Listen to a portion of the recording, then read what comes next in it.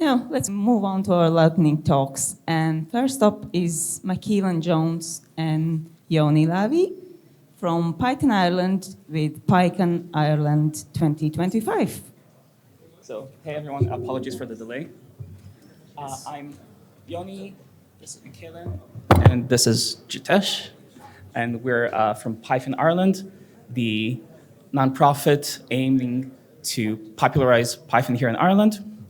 And we want to talk to you about our big conference coming up in November, almost exactly half a year from now. And we'll have the slides ready in... Oh, we have them. Woohoo! Cool. So we've been hosting PyCon Ireland for over a decade now and been growing every year. Until now, we've been at the Radisson Blu in the city center, and we've kind of stretched the limits. So we're going for a bigger than ever conference this year. Yeah, thank you. So we're going for 2 full days, a Saturday and Sunday, with 2 parallel tracks of talks and 2 parallel tracks of workshops. I mentioned we're going to go to a bigger venue. We had close to 500 tickets last year with about 415 attendees on the bigger day, and now we're aiming for 450, and we can go even more. The venue will support up to 600 people. And maybe I'll give it to you. Yeah.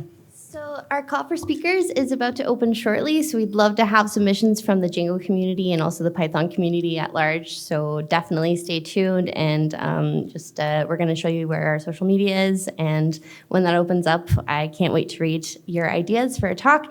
We're also looking for people to join the organization committee. I live in Strasbourg, so you don't necessarily have to live in Ireland, but if you do, then that would be super, super helpful, of course. I joined Python Ireland earlier on in my career, and it's been one of the best things that I've done. It's been super rewarding. Strongly recommend to give back, but also it helps you make connections and everything like that. And the lads are also pretty good crack most of the time, except for Jitesh, just ignore him. Just joking, buddy. So definitely contact us at contact@python.ie. So our venue is going to be at UCD. It's the O'Reilly Hall here. So you can see it's a lovely venue, quite close to where we are right now. Any other points about the venue? Or? So it's just up the road from here, a bit closer to the city center, tons of parking, a great lake just outside, and a bigger venue. Yeah, so we had some complaints. We were victims of our own success last year, and people were like absolutely packed into the workshop rooms. So we listened to your feedback, and we have hopefully resolved that issue. It's super exciting to see how much interest there was last year and be able to grow from that. So if you're interested in sponsoring, you know somebody who might be interested in sponsoring, that is open. And if you're interested in talking or getting involved on our committee, please contact us at our contact email, or you can follow us on LinkedIn here. So, yeah. Any questions? November 15th and 16th, mark it down. All right.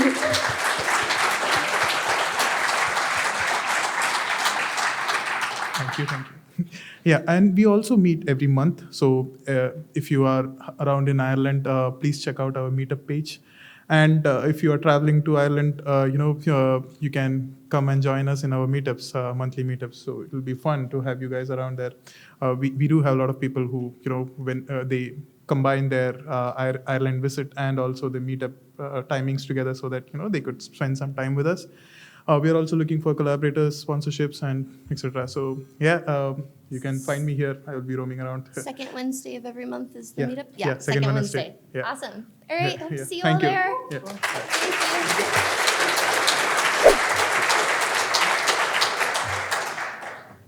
Thank you. Next up is John Gold with Stop Applying for Jobs.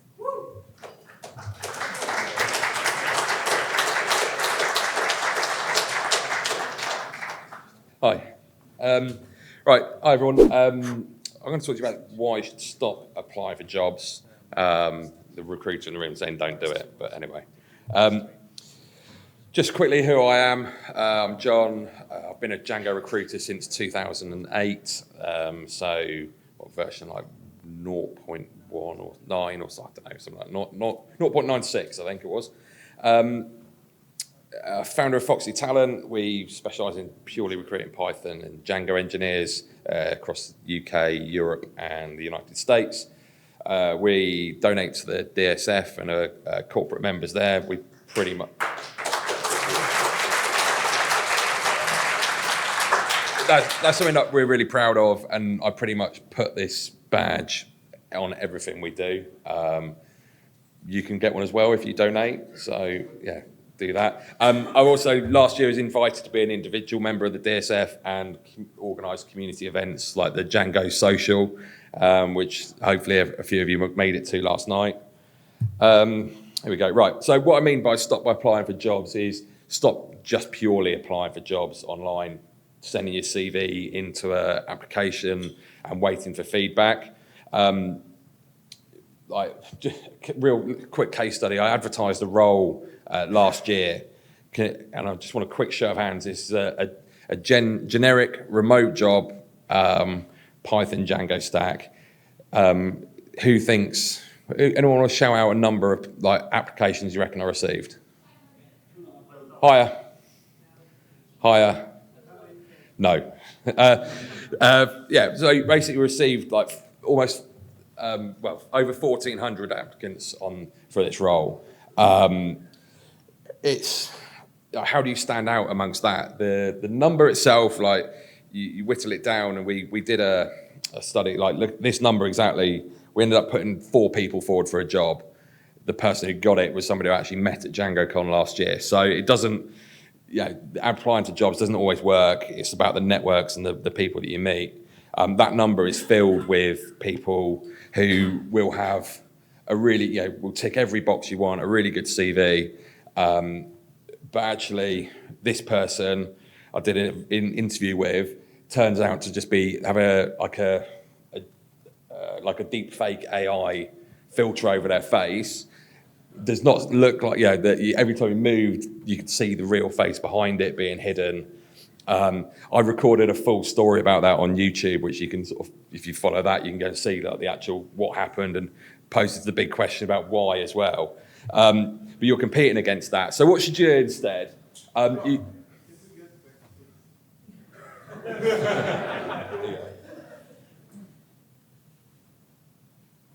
Yeah, you've got it? So it's about being more than a CV and inbox, being more than a faceless application. But what you want to be is be real life, be true, use the connections you make, from being here this week, connect to people and share your experience online and being everything that AI can't. That's how you get yourself noticed.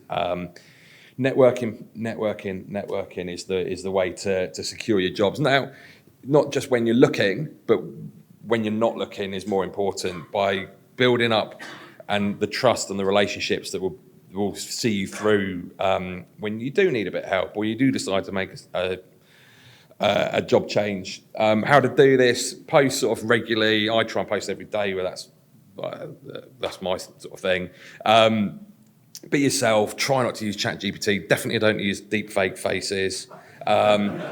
Message people. If you've met somebody this week, just give them a little message and say, "Hey, nice to meet you. Thanks for the chat," or I've learned this from your talk, and those sort of things. Stay in touch. In the future, we'll come back and help you when you're ready. Really simply, if anyone's got the LinkedIn app on their phone, there's a really simple way to do it. Yeah, I'll put.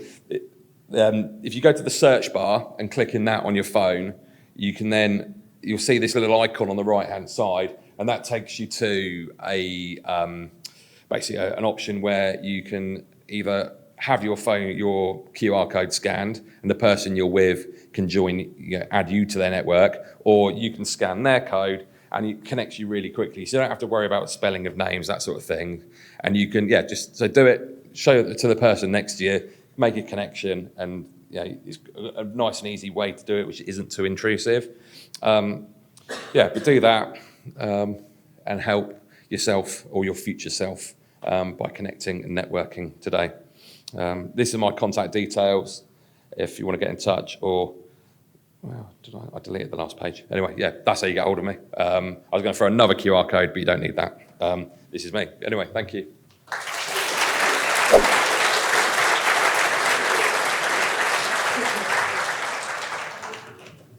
Next up is Alisa Gerhard and Max with Django file storage.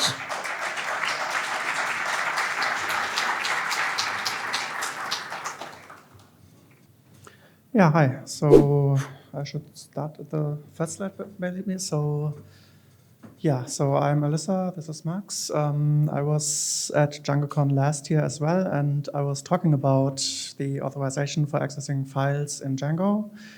And so to quickly recap that, our problem was that we needed to serve media files from our Django app through a web server. We would like to avoid complexity by using MinIO or S3 or something. We simply needed to have a few media files that are relying on a disk to serve them via Nginx. And we also wanted to authorize that access so that not like every media file would just be publicly available on the web. And our problem was that we didn't find a solution that fulfilled our requirements, which were mainly that it would be easy to use and easy to learn for developers, especially inexperienced developers that would add a few files to a model or something, that it would integrate with our existing authorization setup. In our case, we used Django REST framework, and we simply wanted to reuse those permissions that we have set anyways. And it should also be flexible for use with different web servers like Nginx or Apache or Traffic. And so basically, since we didn't find it, we had to create something ourselves. And we have been using this for, I think, a year now, and it is working. And one of the things now is that Max here wrote actually a bachelor thesis about that. And so I'm just giving this over to him. Yeah, thank you, Alyssa. So the goal of the thesis was to show that you can reduce the risk of misconfigurations through central and simple and declarative configurations. And we applied these concepts for our library. We wanted to build a secure system that is easy to set up and easy to use for developers. And so the goals for the library were to have the initial configuration in the settings.py, but after that, all configuration and all declarations should be done in the field itself, so in the model. And we also wanted an integration of the major web servers like Nginx and Apache, and like Alyssa already said, the traffic server is something we're currently working on. So. And we achieved this by using a lot of code reflections at the application startup. And basically what the system does is it checks the configurations for conflicting values, and then it generates the views according to the configurations. And then the views will execute the authorization checks and do the access controls. So you can either use the simple Django permissions or the Django REST framework based permissions, and then the system or the views return the response specifically for your web server. So for Nginx, that would be the XAXL redirect headers, and of course the system also generates the URL patterns for the urls.py file. So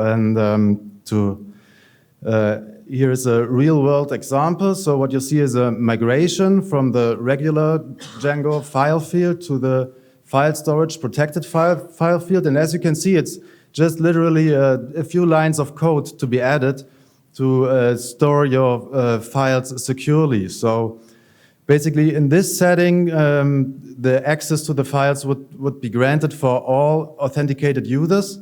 But you could easily take this one step further and restrict the access further by adding the permissions also in the model, and then file storage will take care of the access control. And the outstanding thing is that the developers don't have to bother on implementing the view and the response for the server. That's all stuff that file storage will take care of. So. And what's the future for file storage? Yeah, so we are actually planning on open sourcing this and publishing it via GitHub as Django framework library. And so stay tuned. We will probably be publishing this by the end of the year. We hope that we can do that and find time for that. And so, yeah, stay tuned and thank you.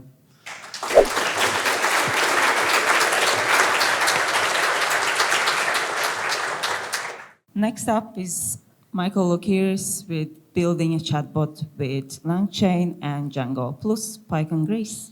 So hello everyone, I'm Michael Lugeris. I'm a research associate at the University of Athens, and I'm going to briefly present you how to build a chatbot with LangChain and Django.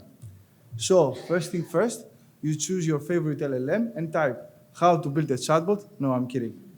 Okay. So for the purpose of this presentation, let's assume that we want to build a chatbot for a supermarket or an e-shop. And we want the chatbot to get the user input and either respond with text or call some functions, our functions.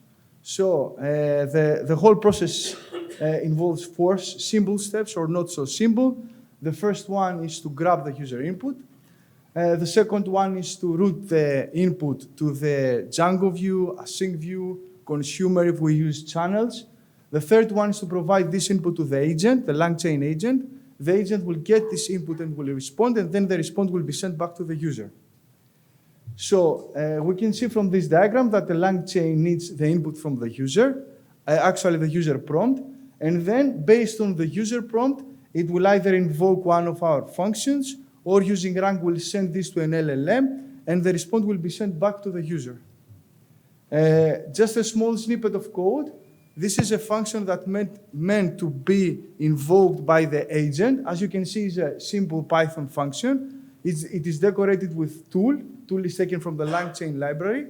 And you will notice that there are a lot of docstrings that explain how these functions will be used, some examples, and this will help the agent to select this function based on user input.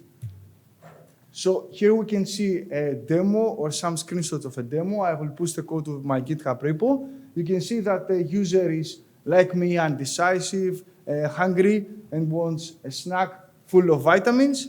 And here, the agent not only sends back the recipe, or the ingredients as well, and you can see that all the ingredients are added automatically to the cart. So the user just needs to check out, to press the checkout button. That's all for me. One more thing. I'm very glad to invite you to the very first PyCon Greece this August in Athens. So please scan the QR code for more information. I will be there and I hope to see you too. So thank you.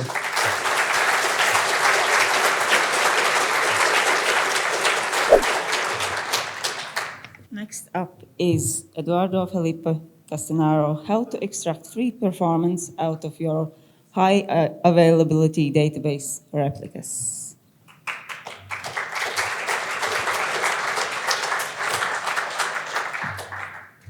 To start off, I'm not actually Eduardo. Eduardo is my boss, but he he tried convincing me to make a presentation. So thanks to him, I guess.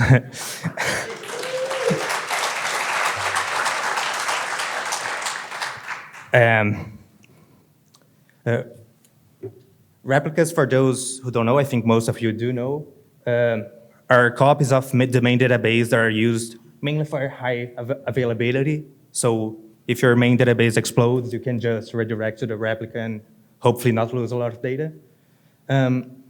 Most people only make the replica setup and leave it running, but actually you can, technically you could be querying your replica to offload some of the load from your main database into the replica. We will see if how easy it is to do that in Django. One of the ways you could do that is with using. If you went to the query set page, you've probably seen this method. Kinda.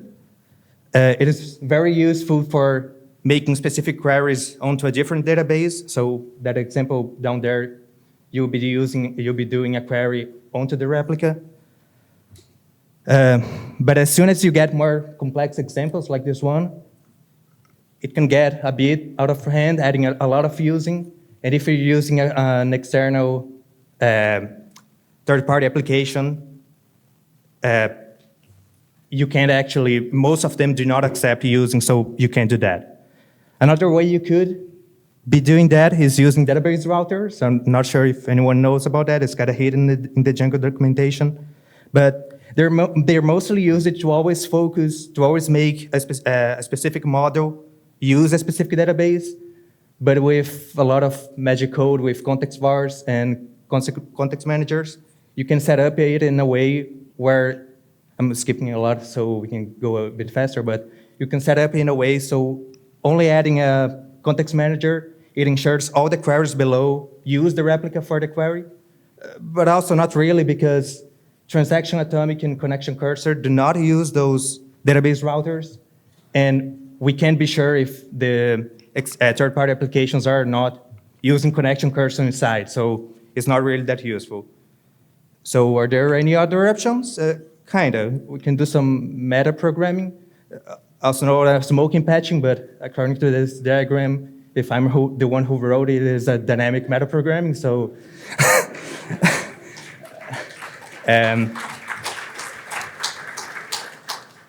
The idea is that you can override, it is a bit scary, but you can override the db.connection and the transaction atomic functions from Django as long as you do it while initializing it. And yeah, then if you add something like that, all the queries below will be redirected to the replica. Of course, this case is very simple, but if you have a more complex workload that would put stress on your main database, this is really useful. Oops, and now these things work correctly. Thank you.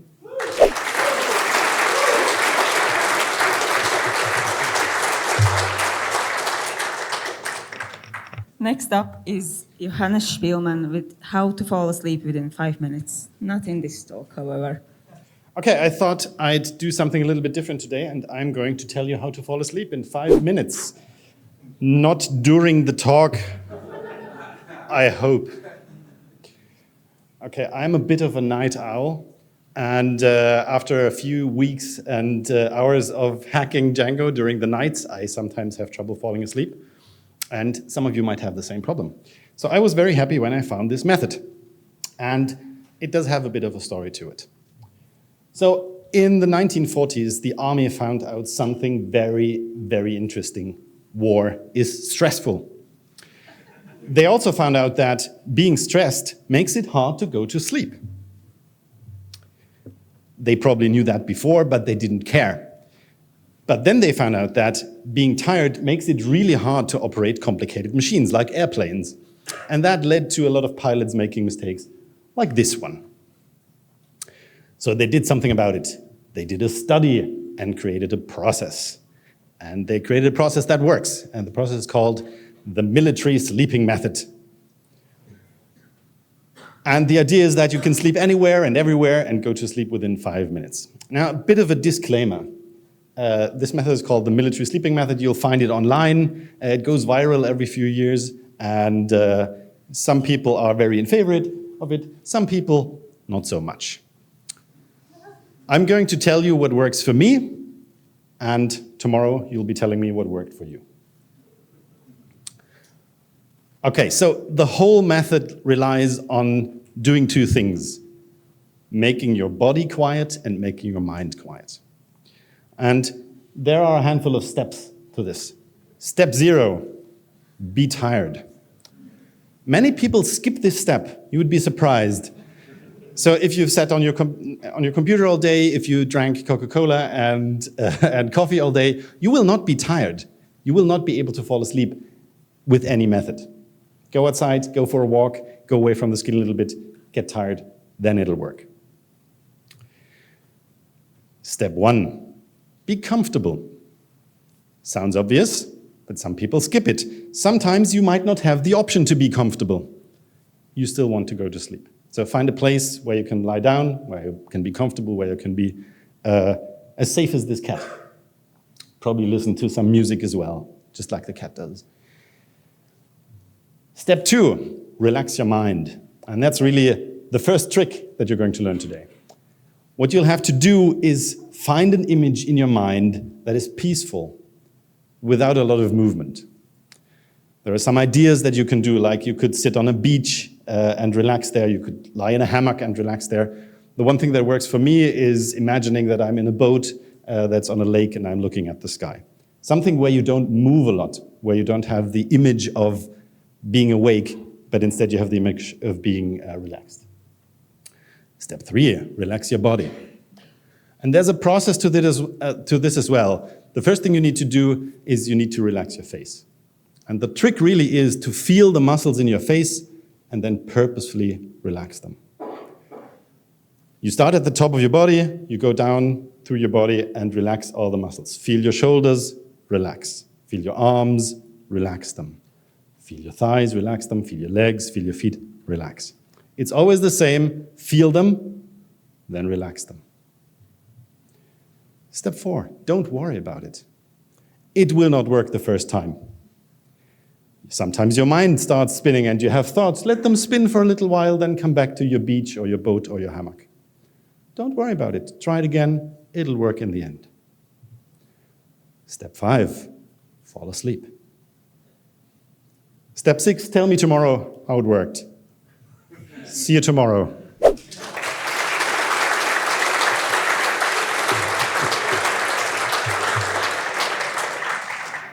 Next up is Shakar Korala with EuroPython 2025. Hi everyone, it's actually two of us. So I'm Mia, I'm vice chair of the EuroPython Society. The EuroPython Society is a non-profit that organizes EuroPython conference, and also we support European communities through grants. Yeah, hello everyone. So as Mia said, like, Do you want to introduce yourself? yeah, so I'm Sekhar. We are one of the board members of EuroPython Society. Okay, you can go. You can go. Okay, so as you can see, we just sort of introducing the EuroPython. So it's one of the oldest and the largest Python-led community conference in Europe. And we have been doing a lot of conference thing. And this year we are going in beautiful city of Prague, Czech Republic. So mark the date, it's 14 to 20 July. And tickets are already open. It's a whole 1 week of fun and learning. We have tutorials, talks. We have all sort of people, like it's a very big event. We have people from all sort of domain using Django, Fast API, anything you can imagine, JavaScript or Rust. And all the speakers are already selected. You can see we have great keynote speakers. Some of them are like core CPython developers, creator of Fast API, award-winning speakers there. And you can check it out, all these speaker list. You can even find some of your point of interest, any libraries or any other things you want to learn or want to contact or grow your network. These are the list for the tutorials. We have also released the schedule for the talks as well. And so again, one more thing is we do have a newsletter as well. So you can subscribe for that. It will give you much more update about the conference, also about all sort of things we do. Our newsletter is monthly, so you can check it out. All things are going over the communities. Yeah, we don't spam. It's just once a month. And you can also follow us on social media. So if you go to our website, you can see here the links. And here is the QR code, so you can just scan it and land on our website. That's everything. Thank you, and hope to see you in Prague.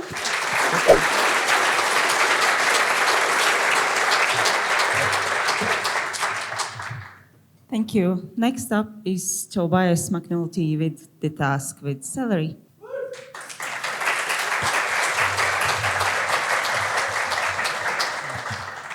Thank you for your patience. I'm so happy to be here again in DjangoCon Europe. I'm Tobias McNulty. I'm from the United States. Thank you for also allowing us into your country. I got a hard time at immigration because I have the last name McNulty, and I've not been to Ireland before. So yes, thank you for allowing me in. I'm a co-founder at Cactus. We're a Django consultancy based in the United States. I work with Karen Tracy, who gave a talk earlier about debugging in production. I'm going to follow John's lead wherever you are and start advertising our corporate sponsorship of the DSF more prominently, which we are very proud of. And I have also been, I think I might be, what did you say, Carlton, earlier? I don't know. Yes, I've been around for a long time in the Django community, and I volunteer on the ops team right now. So does anybody not know what Celery is? Has anyone not heard of Celery before? Great, thank you. Celery is a Python package that you can add to your Django project, and you can use it for scheduling tasks in the background. You might often see it invoked with a .delay on a Celery task, and you might need it for things like generating assets after an upload or running tasks in the background, such as sending an email or cleaning up old files or database records. How do you write good Celery tasks? I think a lot of us have probably written, taken a big chunk of code and put it in a task in the background and run it, and it might take minutes to run. And again, you'll probably see that with the .delay in existing Django projects. But these long-running tasks can be really hard to debug. On the flip side, really short ones might have a lot of messaging overhead if it's just a few hundred milliseconds that they've probably gone too far in the other direction. But the goal is to design around pieces of work that you can run in parallel on different workers and potentially different machines in your deployed environment. Another thing to consider with your task size is the graceful shutdown period for your deployed environment. Kubernetes default timeout is 30 seconds and supervisor Ds is 10 seconds. So you want to try to keep your task runtime well under that so that when you deploy, you don't terminate a task that you have in progress. So again, you'll often see the .delay in Celery. There are many other, not many, but there are a few other functions that you can use in Celery to group and chain tasks together. Chain, you can take we'll run all the tasks in that serially and pass the result from the previous task to the next one. Group will run all of those in parallel, and the result of that can even be piped into chain or another task, for example, to aggregate the results. And there's more of those primitives linked here. General rules, the goal is just to limit the size and importance of the arguments that you pass. So like with calling a task with .delay, you don't want to pass a bunch of state in. You want to pass in a primary key or some other identifier, and likewise with the result, store your state in the database. Don't use the Celery task to do that. So there is some simple code if you want to check it out. This is a much abbreviated version of a talk I wrote a little while ago. I updated this last night, so it does work with Django 5.2 and Python 3.12.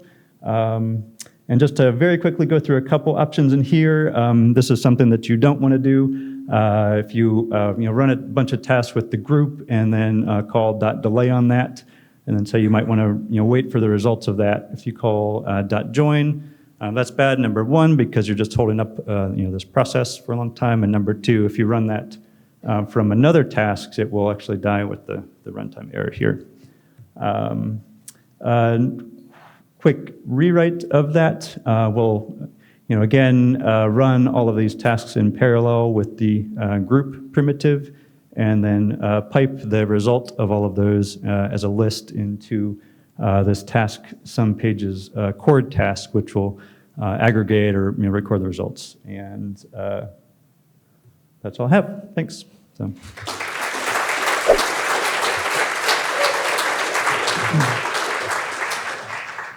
Thank you. Next up is Sarah Abdirahman with ways to support the Django community.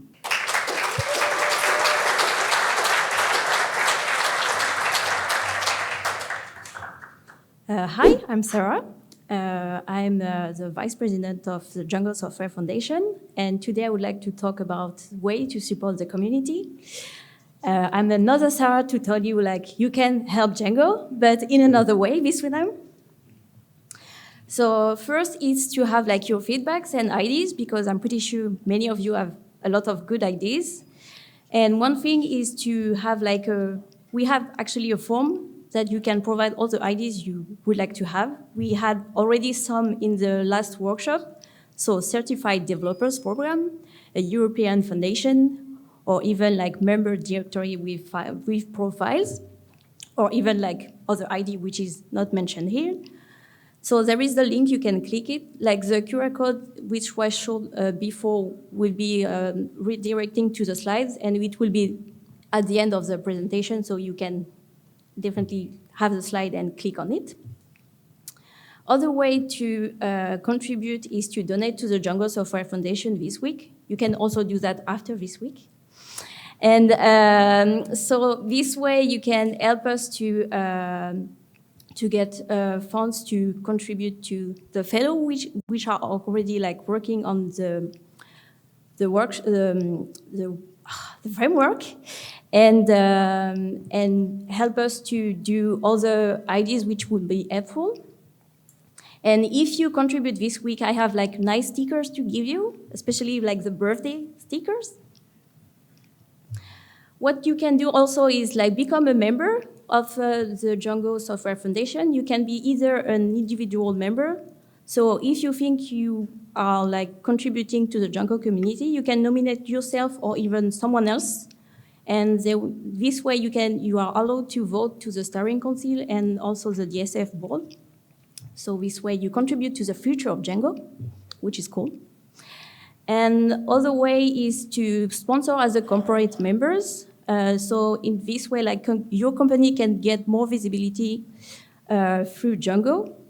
And we also have a newsletter which would help to get more visibility of your company if you are recruiting or just would like to know more about your company. And last is to support our birthday celebration. As you may have noticed, this is the 20th birthday of Django. And we would like to do like a lot of things, like run a birthday party, and like you could do that in your local community. And this way we could help us to like actually do it, like with stickers and things which will help like run a nice birthday party. You can donate $20 for the 20 years of Django. This is not like a big amount for some of you, so you can actually like, it can be like really a quick win for you. You can also like help us by funding like the global Django live stream, which could happen in July, which is actually the birthday of Django.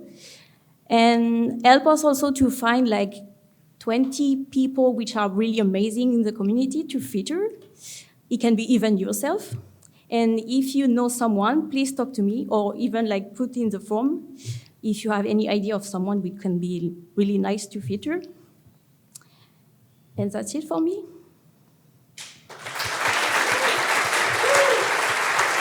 Thank you. That's all for today. Thank you for coming. Thank you for staying. And we'll see you tomorrow again.